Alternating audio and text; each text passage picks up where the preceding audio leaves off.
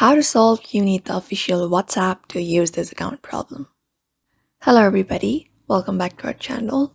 In today's video, we are going to solve this you need the official WhatsApp to use this account error. So let's just go ahead and do it. So if you're having this issue, the method you can apply it is you need to install any unofficial WhatsApp app like GB WhatsApp or FM WhatsApp. After that, you can head over to your Play Store application if you're on Android, and you need to go ahead and download the official WhatsApp. So for that, you can head over to Play Store and go to the search bar.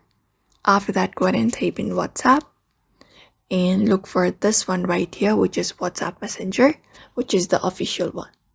So go ahead and download the latest version of the official WhatsApp app. Once it is done, you need to open up the WhatsApp app and enter your phone number and verify your account with the SMS code you received. And that is it. And that should do it. And always make sure you have the latest version of the WhatsApp as well. Even after that, if you're still having the issue, you can contact the WhatsApp support instead and they should solve it. So that is how we solve this issue of the official WhatsApp.